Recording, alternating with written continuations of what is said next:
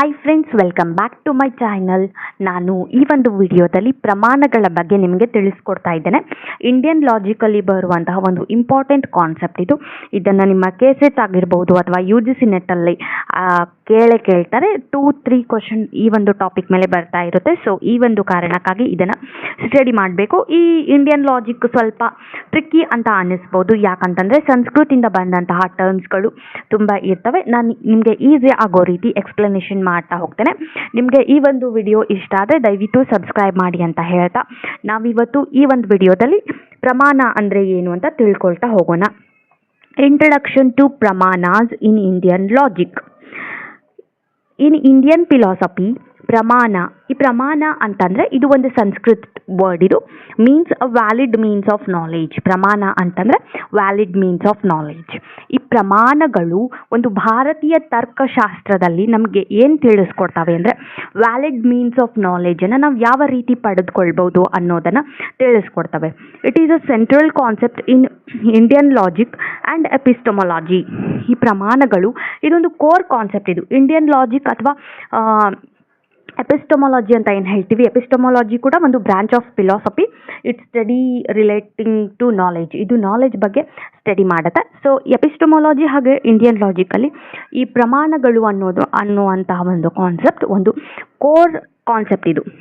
Which seeks to understand how human obtain true and reliable knowledge. ಈ ಪ್ರಮಾಣಗಳ ಮೂಲಕ ನಾವು ಒಬ್ಬ ವ್ಯಕ್ತಿ ಯಾವ ರೀತಿ ಟ್ರೂ ಆ್ಯಂಡ್ ರಿಯಲೈಬಲ್ ನಾಲೆಜನ್ನು ಪಡ್ಕೊಳ್ತಾನೆ ಅನ್ನೋದನ್ನು ಈಸಿಯಾಗಿ ತಿಳ್ಕೊಳ್ಬೇಕು. ಯಾಕಂತಂದರೆ ಇಲ್ಲಿ ನಾವು ಪಡ್ಕೊಳ್ಳುವಂತಹ ನಾಲೆಜ್ ಟ್ರೂ ನಾಲೆಜ್ ಆಗಿರಬೇಕು. ಸೊ ಆ ಟ್ರೂ ನಾಲೆಜನ್ನು ನಾವು ಪ್ರಮಾಣಗಳನ್ನು ಸ್ಟಡಿ ಮಾಡೋದರ ಮೂಲಕ ತಿಳ್ಕೊಳ್ಬೋದು. Indian logic is not limited to formal reasoning. Indian logic ಅನ್ನುವಂಥ ಒಂದು ಕಾನ್ಸೆಪ್ಟ್, ಇದರ ಒಂದು ವ್ಯಾಪ್ತಿ ತುಂಬ ವಿಶಾಲವಾಗಿದೆ. ಇದು ಜಸ್ಟ್ ಓನ್ಲಿ ಫಾರ್ಮಲ್ ರೀಸನಿಂಗ್ಗಳಿಗೆ ಮಾತ್ರ ಸೀಮಿತ ಆಗಿಲ್ಲ. ಫಾರ್ಮಲ್ ರೀಸನಿಂಗಲ್ಲಿ ನಾವೇನು ನೋಡ್ತೀವಿ, ಸ್ಟ್ರಕ್ಚರ್ ಆಫ್ ಆರ್ಗ್ಯುಮೆಂಟ್ ಆಗಿರ್ಬೋದು ಅಥವಾ ವ್ಯಾಲಿಡಿಟಿ ಆಗಿರ್ಬೋದು. ಸೊ ಇಂಥ ಒಂದು ಕಾನ್ಸೆಪ್ಟನ್ನು ನಾವು ಸ್ಟಡಿ ಮಾಡ್ತೀವಿ. ಇದರ ಜೊತೆಗೆ perception, inference, language comparison and even non perception as a valid source of truth. Indian logic ಅನ್ನೋದು ಫಾರ್ಮಲ್ ರೀಸನಿಂಗ್ ಜೊತೆಗೆ ಇಂತಹ ಒಂದು ಕಾನ್ಸೆಪ್ಟ್ಗಳನ್ನು ಒಳಗೊಂಡಿದೆ. ಪರ್ಸೆಪ್ಷನ್ ಆಗಿರ್ಬೋದು, ಇನ್ಫರೆನ್ಸ್ ಆಗಿರ್ಬೋದು, ಲ್ಯಾಂಗ್ವೇಜ್ ಕಂಪ್ಯಾರಿಸನ್ ಆಗಿರ್ಬೋದು. ಈ ಒಂದೆಲ್ಲ ಕಾನ್ಸೆಪ್ಟ್ಗಳಿಗೆ ನಾವೇನಂತ ಕರಿತೀವಿ, ಪ್ರಮಾಣಗಳು ಅಂತ ಕರಿತೀವಿ. ನಾವು ಅದನ್ನೇ ಈ ಒಂದು ವಿಡಿಯೋದಲ್ಲಿ 1 by 1 ಯಾವ್ಯಾವ ಟೈಪ್ಸ್ಗಳಿವೆ ಅನ್ನೋದನ್ನು ಡಿಸ್ಕಷನ್ ಮಾಡ್ತಾ ಹೋಗೋಣ. ಪ್ರಮಾಣಗಳನ್ನು ನಾವು ನೋಡೋದಾದರೆ 6 ಟೈಪ್ಸ್ ಆಫ್ ಪ್ರಮಾಣಗಳನ್ನು ನಾವು ನೋಡಬಹುದು. ಪ್ರಮಾಣಗಳಲ್ಲಿ 6 ವಿಧಗಳು. ಅದರಲ್ಲಿ ಮೊದಲನೇದು ಒಂದು ಟೈಪ್ ನಾವು ನೋಡೋದಾದರೆ ಪ್ರತ್ಯಕ್ಷ. ಪ್ರತ್ಯಕ್ಷ ಅನ್ನೋದು ಸಂಸ್ಕೃತ್ ವರ್ಡ್. ಇದು ಅದಕ್ಕೆ ಇಂಗ್ಲೀಷಲ್ಲಿ ಪರ್ಸೆಪ್ಷನ್ ಅಂತ ನಾವು ಕರಿಬೋದು. In pratyaksha pramana we acquire the knowledge through sense of organs called indriyas. ಪ್ರಮಾಣದಲ್ಲಿ ಏನಾಗುತ್ತೆ, ನಾವು ನಾಲೆಜನ್ನು ಯಾವ ರೀತಿ ಪಡ್ಕೊಳ್ತೇವೆ ಅಂದರೆ ಥ್ರೂ ಸೆನ್ಸ್ ಆಫ್ ಆರ್ಗ್ಯಾನ್ಸ್ ಮೂಲಕ. ಆ ಸೆನ್ಸ್ ಆಫ್ ಆರ್ಗ್ಯಾನ್ಸ್ಗಳಿಗೆ ನಾವು ಇಂದ್ರಿಯ ಅಂತ ಕರಿತೀವಿ. ಅಂದರೆ ಪಂಚೇಂದ್ರಿಯಗಳೇನಿರ್ತವೆ ಅವುಗಳ ಒಂದು ಮೂಲಕ ನಾವು ನಾಲೆಜನ್ನು ಪಡೆದುಕೊಳ್ತೇವೆ. It helps human to perceive stimuli like sight, sound, taste, touch and smell and convert them into knowledge. ಈ ನಮ್ಮ ಪಂಚೇಂದ್ರಿಯಗಳು ಯಾವ್ಯಾವುದು ಅಂದರೆ ಕಣ್ಣಾಗಿರ್ಬೋದು, ಮೂಗು, ನಾಲಿಗೆ, ಚರ್ಮ, ಕಿವಿ. ಈ ಒಂದು ಪಂಚೇಂದ್ರಿಯಗಳ ಸಹಾಯದಿಂದ ನಾವು ನಾಲೆಜನ್ನು ಏನು ಪಡ್ಕೊಳ್ತೀವಿ ಅದನ್ನು ನಾವು ಪ್ರತ್ಯಕ್ಷ ಅಂತ ಹೇಳ್ತೀವಿ. ಯಾಕಂತಂದರೆ ನಮಗೆ ಫ್ಯಾಕ್ಟ್ಸ್ಗಳು, ಸಂಗತಿಗಳು ನಮ್ಮ ಕಣ್ಣು ಮುಂದೆನೇ ಇರ್ತವೆ. ನಾವು ಡೈರೆಕ್ಟಾಗಿ ಅದನ್ನು ನಾಲೆಜನ್ನು ಪಡ್ಕೊಳ್ತೀವಿ. It is the direct perception or sensory experience. ನಾವು ಸೆನ್ಸರಿ ಎಕ್ಸ್ಪೀರಿಯನ್ಸ್ ಮೂಲಕ ಅಥವಾ ಸೆನ್ಸ್ ಆಫ್ ಆರ್ಗ್ಯಾನ್ಸ್ಗಳ ಮೂಲಕ ನಾವು ನಾಲೆಜನ್ನು ಪಡೆದುಕೊಳ್ಳೋದ್ರಿಂದ ಅದನ್ನು ನಾವು ಡೈರೆಕ್ಟ್ ಪರ್ಸೆಪ್ಷನ್ ಅಂತ ಕರಿತೀವಿ. ಪ್ರತ್ಯಕ್ಷ ಹ್ಯಾಸ್ 2 ಟೈಪ್. ಈ ಪ್ರತ್ಯಕ್ಷ ಅನ್ನುವಂಥ ಒಂದು ಪ್ರಮಾಣದಲ್ಲಿ 2 ರೀತಿಯಾದಂತಹ ಟೈಪ್ಸ್ಗಳು ಬರ್ತವೆ. ಒಂದು internal perception and external perception. Internal perception ಅಂದರೆ knowledge gained through internal state of mind such as thoughts, feelings, emotions and intentions. ನಾವು ನಮ್ಮ ಇಂಟರ್ನಲ್ ಸ್ಟೇಟ್ ಆಫ್ ಮೈಂಡ್, ನಮ್ಮ ಮನಸ್ಸಿನ ಮುಖಾಂತರ ನಾವೇನು ಜ್ಞಾನವನ್ನು ಪಡ್ಕೊಳ್ತೇವೆ, ಲೈಕ್ ಫೀಲಿಂಗ್ಸ್ ಆಗಿರ್ಬೋದು, ಎಮೋಷನ್ಸ್ ಆ್ಯಂಡ್ ಇಂಟೆನ್ಷನ್ಸ್, ಇವುಗಳನ್ನು ನಾವು ಇಂಟರ್ನಲ್ ಪರ್ಸೆಪ್ಷನ್ ಅಂತ ಕರಿತೇವೆ. ಆ್ಯಂಡ್ ಎಕ್ಸ್ಟರ್ನಲ್ ಪರ್ಸೆಪ್ಷನ್ ಅಂದರೆ knowledge gained through sense of organs. ನಾವು ಸೆನ್ಸ್ ಆಫ್ ಆರ್ಗ್ಯಾನ್ಸ್ಗಳ ಮೂಲಕ ಅಂದರೆ eyes, tongue, skin, ears and nose, ಈ ಒಂದು ಸೆನ್ಸ್ ಆಫ್ ಆರ್ಗ್ಯಾನ್ಸ್ಗಳ ಮೂಲಕ ನಾವು ಏನು ನಾಲೆಜನ್ನು ಪಡ್ಕೊಳ್ತೀವಿ ಅದಕ್ಕೆ ಎಕ್ಸ್ಟರ್ನಲ್ ಪರ್ಸೆಪ್ಷನ್ ಅಂತ ಕರಿತೀವಿ. ನೆಕ್ಸ್ಟ್ ಸೆಕೆಂಡ್ ಟೈಪ್ ಬಂದು ಅನುಮಾನ. ಅನುಮಾನಕ್ಕೆ ಇನ್ಫರೆನ್ಸ್ ಅಂತ ಕರೀತಾರೆ. ಅನುಮಾನ ಅಂದರೆ ನಾವಿಲ್ಲಿ ಜಸ್ಟ್ ಏನು ಮಾಡ್ತೀವಿ, ತರ್ಕ ಮಾಡ್ತೀವಿ, ಊಹೆ ಮಾಡ್ತೀವಿ, ಈ ರೀತಿ ಇರಬಹುದು ಅಂತ ಊಹೆ ಮಾಡ್ತೀವಿ. ಈ ಒಂದು ಕಾರಣಕ್ಕಾಗಿ ಈ ಪ್ರಮಾಣವನ್ನು ಅನುಮಾನ ಅಂತ ಕರೀತಾರೆ. ಅನುಮಾನ ಪ್ರಮಾಣ ಇಸ್ ಇಂಡೈರೆಕ್ಟ್ ನಾಲೆಜ್. ಪ್ರತ್ಯಕ್ಷ ಏನಾಗಿತ್ತು, ಅಲ್ಲಿ ಡೈರೆಕ್ಟ್ ನಾಲೆಜ್, ಅದು ಪ್ರತ್ಯಕ್ಷ ಅನ್ನುವಂಥದ್ದು ಡೈರೆಕ್ಟ್ ನಾಲೆಜ್, ಬಟ್ ಪ್ರಮಾಣ ಅನ್ನುವಂಥದ್ದು ಇಂಡೈರೆಕ್ಟ್ ನಾಲೆಜ್. ಇದು ಆಪ್ಟೆನ್ಡ್ ಥ್ರೂ ಇನ್ಫರೆನ್ಸ್ ಆರ್ ರೀಸನಿಂಗ್. ಇಲ್ಲಿ ನಾವು ಜಸ್ಟ್ ತರ್ಕ ಮಾಡುವುದರ ಮೂಲಕ ಅಥವಾ ಊಹೆ ಮಾಡುವುದರ ಮೂಲಕ ನಾವು ನಾಲೆಜನ್ನು ಪಡ್ಕೊಳ್ತೇವೆ. It is the process of knowing something from evidence or science based on cause and effect relationship. Cause and effect relationship ಆಧಾರದ ಮೇಲೆ ಕೆಲವೊಂದಿಷ್ಟು ಎವಿಡೆನ್ಸ್ಗಳ ಸಹಾಯದಿಂದ ನಾವಿಲ್ಲಿ ನಾಲೆಜನ್ನು ಪಡೆದುಕೊಳ್ತೇವೆ. ಈ ಒಂದು ಕಾರಣಕ್ಕಾಗಿ ಇದನ್ನು ಅನುಮಾನ ಅಂತ ಕರೀತಾರೆ. ಸ್ಟ್ರಕ್ಚರ್ ಆಫ್ ಅನುಮಾನ. ಅನುಮಾನದ ಒಂದು ಸ್ಟ್ರಕ್ಚರನ್ನು ನೋಡೋದಾದರೆ ಅದರಲ್ಲಿ 5 ರೀತಿಯಾದಂತಹ ಸ್ಟೇಜಸ್ ಬರ್ತವೆ. ಮೊದಲೇದು ಪ್ರತಿಜ್ಞಾ. ಈ ಪ್ರತಿಜ್ಞಾಕ್ಕೆ ಪ್ರಪೋಸಿಷನ್ ಅಂತ ಕರೀತಾರೆ. ಅಂದರೆ there is a fire on hill. ಇದೊಂದು proposition. There is a fire on hill. ಪರ್ವತದಲ್ಲಿ ಬೆಂಕಿ ಹತ್ಕೊಂಡಿದೆ. ಇದು ಒಂದು ಪ್ರಪೋಸಿಷನ್. ಇದು ಹೇತು. ಹೇತು ಅಂದರೆ reason. Because there is a smoke. ಅಲ್ಲಿ ಒಂದು ಯಾಕೆ ಬೆಂಕಿ ಹತ್ಕೊಂಡಿದೆ ಅದಕ್ಕೆ ಒಂದು ರೀಸನ್ ಇದೆ. ಯಾಕಂತಂದರೆ ಅಲ್ಲಿ ಹೊಗೆ ಬರ್ತಾ ಇದೆ, ಈ ಒಂದು ಕಾರಣಕ್ಕಾಗಿ ಬೆಂಕಿ ಹತ್ಕೊಂಡಿರ್ಬೋದು ಅಂತ ನಾವಿಲ್ಲಿ ಊಹೆ ಮಾಡ್ತೀವಿ. ಉದಾಹರಣ ಅಂದರೆ ಎಕ್ಸಾಂಪಲ್ ಇದು. Wherever there is a smoke there is a fire like in a kitchen. ನಾವಿಲ್ಲಿ ಕಿಚನ್ನಲ್ಲಿ ಏನಾದರೂ ನಾವು ಅಡುಗೆ ಮಾಡೋಕ್ಕೆ ಸ್ಟಾರ್ಟ್ ಮಾಡಿದಾಗ ಒಲೆ ಉರಿಸ್ತೀವಿ, ಸೌದೆಗಳನ್ನು ಹಾಕಿ ಒಲೆ ಉರಿಸ್ತೀವಿ, ಆವಾಗಲ್ಲಿ ಬೆಂಕಿ ಹತ್ಕೊಳ್ಳುತ್ತೆ, ಬೆಂಕಿ ಜೊತೆಗೆ ಹೊಗೆನೂ ಬರ್ತಾ ಇರುತ್ತೆ ಅನ್ನೋದು ಇದೊಂದು ಎಕ್ಸಾಂಪಲ್ಲು. ಆಮೇಲೆ ಅದನ್ನು ನಾವು ಅಪ್ಲಿಕೇಶನ್ ಮಾಡ್ತೀವಿ, ಅಪ್ಲೈ ಮಾಡ್ಕೊಳ್ತೀವಿ ಒಂದು ಸನ್ನಿವೇಶಕ್ಕೆ. ಅದಕ್ಕೆ ನಾವು ಏನಂತ ಕರಿತೀವಿ, ಉಪನಯ ಅಂತ ಕರಿತೀವಿ. The hill has a smoke like in the kitchen. ಕಿಚನಲ್ಲಿ ಯಾವ ರೀತಿ ಹೊಗೆ ಬರ್ತಾ ಇದೆಯಲ್ಲ ಅದನ್ನು ಆ ಪರ್ವತದಲ್ಲಿ ಬೆಂಕಿ ನೋಡಿದಾಗ ಆ ಒಂದು ಸನ್ನಿವೇಶಕ್ಕೆ ನಾವು ಅದನ್ನು ಅಪ್ಲಿಕೇಬಲ್ ಮಾಡ್ಕೊಳ್ತೀವಿ. The hill has smoke like in the kitchen ಅಂತ ನಾವು ಅದನ್ನು ಅಪ್ಲೈ ಮಾಡ್ಕೊಳ್ತೀವಿ. ನಿಗಮಾನ. ನಿಗಮಾನ ಅಂದರೆ ಕನ್ಕ್ಲೂಷನ್. ಇದು therefore there is a fire on hill. ನಾವು ಆ ಪ್ರಿಪೋಸಿಷನನ್ನು ಈ ರೀತಿ ಕನ್ಕ್ಲೂಡ್ ಮಾಡ್ತೀವಿ. ಇದಕ್ಕೆ ನಾವು ಅನುಮಾನ ಅಂತ ಕರಿತೀವಿ. ಈ ಅನುಮಾನಗಳಲ್ಲಿ ನಾವು 3 ರೀತಿಯಾದಂತಹ ಅನುಮಾನಗಳನ್ನು ನೋಡ್ತೀವಿ. ಮೊದಲಿದು ಪೂರ್ವಾವತ್, ಶೇಷಾವತ್ ಆ್ಯಂಡ್ ಸಾಮಾನ್ಯತೋ ದೃಷ್ಟ. ಇವು 3 ಟೈಪ್ಸ್ ಆಫ್ ಅನುಮಾನ. ಪೂರ್ವಾವತ್ ಅಂದ್ರೇನು? ಪೂರ್ವಾವತ್ inference is when we infer the existence of cause from effect. ಈ ಪೂರ್ವಾವತ್ತಲ್ಲಿ ನಾವೇನು ನೋಡ್ತೀವಿ, ಕಾಸ್ ಆ್ಯಂಡ್ ಎಫೆಕ್ಟ್ ರಿಲೇಷನ್ಶಿಪ್ಪನ್ನು ನೋಡ್ತೀವಿ. ನಾವು ಮೊದಲು ಕಾಸ್ ಬಗ್ಗೆ ತಿಳ್ಕೊಳ್ತೇವೆ, ಆಮೇಲೆ ಅದರ ಎಫೆಕ್ಟಿನ ಬಗ್ಗೆ ಗೊತ್ತಾಗುತ್ತೆ. ಎಕ್ಸಾಂಪಲ್ ನಾವು ನೋಡೋದಾದರೆ, ಇವಾಗ ದಟ್ಟವಾದಂತಹ ಒಂದು ಮೋಡ ಕವಿದಿರುತ್ತೆ. ಆ ಮೋಡವನ್ನು ನೋಡಿದಾಗ ನಮಗೆ ಗೊತ್ತಾಗುತ್ತೆ ಶೀಘ್ರದಲ್ಲೇ ಮಳೆ ಸ್ಟಾರ್ಟ್ ಆಗುತ್ತೆ ಅಂತ.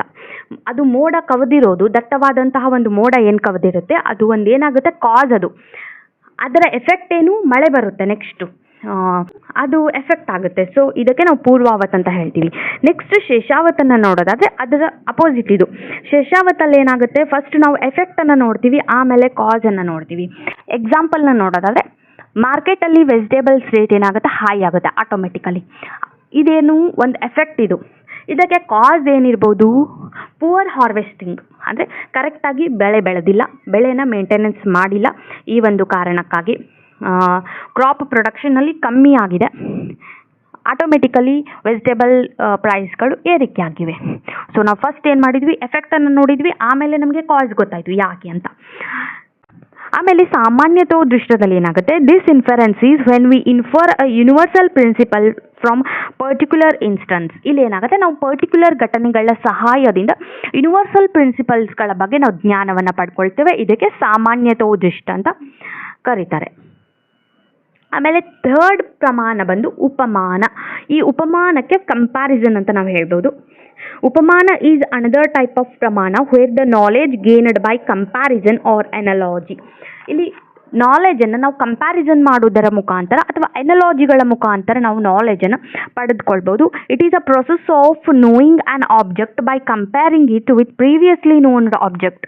ಇಲ್ಲೇನಾಗುತ್ತೆ, ನಾವು ಕೆಲವೊಂದಿಷ್ಟು ಆಬ್ಜೆಕ್ಟ್ಗಳ ಬಗ್ಗೆ, ಕೆಲವೊಂದಿಷ್ಟು ವಸ್ತುಗಳ ಬಗ್ಗೆ, ಕೆಲವೊಂದಿಷ್ಟು ವಿಷಯಗಳ ಬಗ್ಗೆ ನಾವು ಮಾಹಿತಿಯನ್ನು ಪಡ್ಕೊಳ್ತೀವಿ ಬೇಸ್ಡ್ ಆನ್ ಪ್ರೀವಿಯಸ್ ನಾಲೆಜ್. ನಮಗೆ ಅದರ ಬಗ್ಗೆ ಸ್ವಲ್ಪ ಪ್ರೀವಿಯಸ್ ನಾಲೆಜ್ ಇರುತ್ತೆ.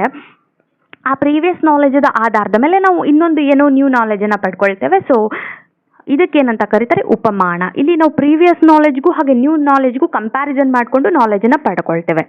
ಎಕ್ಸಾಂಪಲ್ನ ನೋಡೋದಾದರೆ, Mars environment is like desert. ಇದೊಂದು ಎಕ್ಸಾಂಪಲು. ಮಾರ್ಸಲ್ಲಿ ಏನಿರುತ್ತೆ, ಡಿಸರ್ಟ್ ರೀತಿಯಾದಂತಹ ಒಂದು ಎನ್ವಿರಾನ್ಮೆಂಟ್ ಇದೆ. ನಾವು ಡಿಸರ್ಟ್ಗೂ ಹಾಗೆ ಮಾರ್ಸ್ಗೂ ಕಂಪೇರ್ ಮಾಡಿದ್ವಿ, ಮಂಗಳ ಗ್ರಹಕ್ಕೂ ಹಾಗೆ ನಾವು ಒಂದು ಮರುಭೂಮಿಗೂ ಏನು ಮಾಡ್ತೀವಿ, ಇಲ್ಲಿ ಕಂಪ್ಯಾರಿಸನ್ ಮಾಡ್ಕೊಳ್ತೀವಿ. ಸೊ ಇದನ್ನು ನಾವೇನಂತ ಹೇಳ್ತೀವಿ, ಉಪಮಾನ. ಈ ಉಪಮಾನದಲ್ಲಿ 3 ರೀತಿಯಾದಂತಹ ಎಲಿಮೆಂಟ್ಸ್ಗಳು ಬರ್ತವೆ: ಉಪಮೇಯ, ಉಪಮಾನ ಹಾಗೂ ಸಾಮಾನ್ಯ. ಈ ಉಪಮೇಯ ಅಂದರೆ ಆಬ್ಜೆಕ್ಟ್ ಬೀಯಿಂಗ್ ಕಂಪೇರ್ಡ್. ನಾವು ಯಾವ ಒಂದು ಆಬ್ಜೆಕ್ಟನ್ನು ಕಂಪೇರ್ ಮಾಡ್ತಾ ಇರ್ತೀವಿ ಅದು. ಇಲ್ಲಿ ಮಾರ್ಸ್ ಅನ್ನುವಂಥದ್ದು ಒಂದು ಮಂಗಳ ಗ್ರಹ ಇರುತ್ತಲ್ಲ, ಅದು ಉಪಮೇಯ. ಉಪಮಾನ ಅಂದರೆ ಕಂಪ್ಯಾರಿಸನ್. ನಾವು ಏನನ್ನ ಕಂಪ್ಯಾರಿಸನ್ ಮಾಡ್ತಾ ಇದ್ದೀವಿ, desert the object of comparison. ನಾವು ಯಾವುದನ್ನು ಕಂಪ್ಯಾರಿಸನ್ ಮಾಡ್ತಾ ಇದ್ದೀವಿ ಅದನ್ನು ಉಪಮಾನ ಅಂತ ಕರಿತೀವಿ, ಅಂದರೆ ಡಿಸರ್ಟ್ ಆಗುತ್ತೆ ಇಲ್ಲಿ. ಆಮೇಲೆ ಸಾಮಾನ್ಯ ಅಂದರೆ ದ ಕಾಮನ್ ಅಟ್ರಿಬ್ಯೂಟ್ಸ್. ಈ ಒಂದು ಸೆಂಟೆನ್ಸಲ್ಲಿ ಕಾಮನ್ ಅಟ್ರಿಬ್ಯೂಟ್ಸ್ ಯಾವುದು, ಎನ್ವಿರಾನ್ಮೆಂಟ್. ಮಾರ್ಸ್ಗೂ ಹಾಗೂ ಡಿಸರ್ಟ್ಗೂ ಇರುವಂಥ ಒಂದು ಕಾಮನ್ ಅಟ್ರಿಬ್ಯೂಟ್ಸ್ ಯಾವುದು, ಎನ್ವಿರಾನ್ಮೆಂಟ್. ಅದಕ್ಕೆ ನಾವು ಸಾಮಾನ್ಯ ಅಂತ ಕರಿತೀವಿ. ದಿಸ್ ಈಸ್ ಆಲ್ ಅಬೌಟ್ ಉಪಮಾನ. ನಾವು ನೆಕ್ಸ್ಟ್ ಪ್ರಮಾಣವನ್ನು ನೋಡೋದಾದರೆ ಶಬ್ದ. ಇದಕ್ಕೆ ವರ್ಬಲ್ ಟೆಸ್ಟಿಮೋನಿ ಅಂತ ಕರೀತಾರೆ. Shabda is knowledge acquired through trustworthy person or authoritative scriptures. ನಾವು ನಮ್ಮ ಪೇರೆಂಟ್ಸ್ಗಳಿಂದ ಏನು ನಾಲೆಜನ್ನು ಪಡ್ಕೊಳ್ತೀವಿ ಅದಕ್ಕೆ ಶಬ್ದ ಅಂತ ಹೇಳ್ಬೋದು, ಅಥವಾ ಅಥಾರಿಟೇಟಿವ್ ಸ್ಕ್ರಿಪ್ಚರ್ಸ್. ಎಕ್ಸಾಂಪಲ್ ನೋಡೋದಾದರೆ ಭಗವದ್ಗೀತೆ. ಭಗವದ್ಗೀತೆ ಅನ್ನೋದು ನಮ್ಮ ಪವಿತ್ರ ಗ್ರಂಥ. ಅದರಲ್ಲಿ ಏನಿರುತ್ತೆ ಅದರಿಂದ ನಾವು ನಾಲೆಜನ್ನು ಪಡ್ಕೊಂಡ್ರೆ ಅದೇನಾಗುತ್ತೆ, ಒಂದು ವ್ಯಾಲಿಡ್ ಸೋರ್ಸ್ ಆಫ್ ನಾಲೆಜ್ ಆಗುತ್ತೆ. It is based on assumption that there are certain individuals who possess the knowledge that is beyond the reach of extraordinary individuals. ಕೆಲವೊಂದಿಷ್ಟು ಪರ್ಸನ್ಸ್ಗಳೇನಿರ್ತಾರೆ ಆರ್ಡಿನರಿ ಪೀಪಲ್ಗಳಿಗಿಂತನೂ ಹೆಚ್ಚಿಗೆ ನಾಲೆಜನ್ನು ಒಳಗೊಂಡಿರ್ತಾರೆ. ಅಂಥವ್ರಿಗೆ ಎಕ್ಸ್ಟ್ರಾರ್ಡಿನರಿ ಪೀಪಲ್ ಅಂತ ಕರಿತೀವಿ. ಎಕ್ಸ್ಟ್ರಾರ್ಡಿನರಿ ಪೀಪಲ್ಸ್ಗಳಿರ್ತಾರೆ, ಅಂಥವರಿಂದ ನಾವೇನು ನಾಲೆಜನ್ನು ತಗೊಳ್ತೀವಿ ಅದಕ್ಕೆ ನಾವು ಶಬ್ದ ಅಂತ ಕರಿತೀವಿ. ಈ ಶಬ್ದ ಪ್ರಮಾಣದಲ್ಲಿ 2 ರೀತಿಯಾದಂತಹ ಟೈಪ್ಸ್ಗಳು ಬರ್ತವೆ. ಒಂದು ವೈದಿಕ ಶಬ್ದ, ಇನ್ನೊಂದು ಲೌಕಿಕ ಶಬ್ದ. ವೈದಿಕ ಶಬ್ದದಲ್ಲಿ it is the knowledge gained from Vedas which is always valid and authoritative. ನಾವು ವೇದಗಳಿಂದ ಏನು ನಾಲೆಜನ್ನು ತಗೊಳ್ತೀವಿ ಅದು ವೈದಿಕ ಶಬ್ದ. ಆಮೇಲೆ ಲೌಕಿಕ ಶಬ್ದ ಅಂದರೆ it is the knowledge gained from ordinary trustworthy persons. Ordinary trustworthy persons example, doctors ಏನಾದರೂ ಡಿಸೀಸ್ ಯಾಕೆ ಬಂದಿದೆ ಅಂತ ಅದ್ರ ಒಂದು ಕಾರಣವನ್ನು ಹೇಳ್ತಾರೆ. Doctors telling the cause of disease. ಡಾಕ್ಟರ್ಸ್ಗಳೇನಾದರೂ ಈ ಒಂದು ರೋಗ ಯಾಕೆ ಬಂದಿದೆ ಅಂತ ನಮಗೆ ಏನಾದರೂ ಕಾರಣವನ್ನು ಹೇಳಿದ್ರೆ ನಾವು ಅದನ್ನು ಆಟೋಮೆಟಿಕ್ ಆಗಿ ಏನು ಮಾಡ್ತೀವಿ, ನಂಬಿಬಿಡ್ತೀವಿ. ಸೊ ಇದನ್ನು ನಾವು ಲೌಕಿಕ ಶಬ್ದ ಅಂತ ಕರಿತೀವಿ. ಇದಾದ ಮೇಲೆ ನಾವು ನೆಕ್ಸ್ಟ್ ಪ್ರಮಾಣವನ್ನು ನೋಡೋದಾದರೆ ಅರ್ಥಪತ್ತಿ. ಇದಕ್ಕೆ ಇಂಪ್ಲಿಕೇಶನ್ ಅಂತ ಕರೀತಾರೆ. ದ ಅರ್ಥ ಮೀನ್ಸ್ ಸಿಗ್ನಿಫಿಕೆನ್ಸ್. ಅರ್ಥಪತ್ತಿ ಅನ್ನುವಂಥದ್ದು ಇದು ಒಂದು ವರ್ಡ್, ಒಂದು ವರ್ಡ್ಸ್ಗಳ ಕಾಂಬಿನೇಷನ್, ಅರ್ಥ ಮತ್ತು ಅಪತ್ತಿ.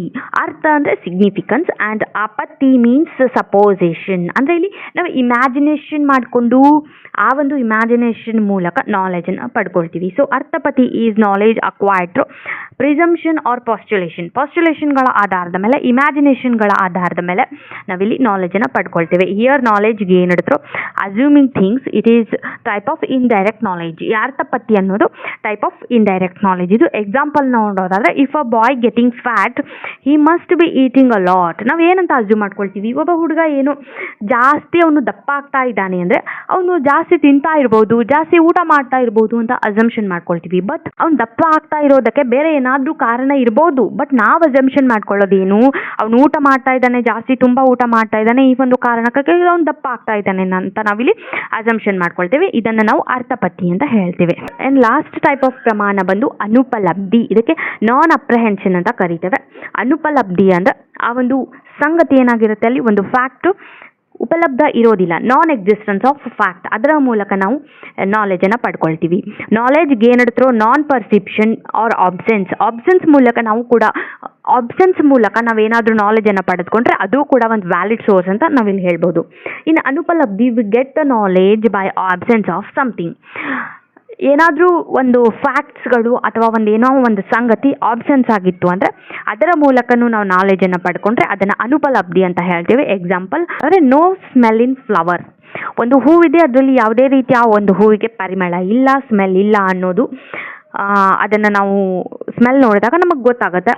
ಸೊ ಇಲ್ಲೇನಾಗುತ್ತೆ, ಸ್ಮೆಲ್ ಅನ್ನೋದು ಆಬ್ಸೆನ್ಸ್ ಇದೆ, ಆಬ್ಸೆನ್ಸ್ ಆಫ್ ಸ್ಮೆಲ್, ಅದರಿಂದ ನಮಗೆ ನಾಲೆಜ್ ಸಿಗ್ತಾ ಇದೆ.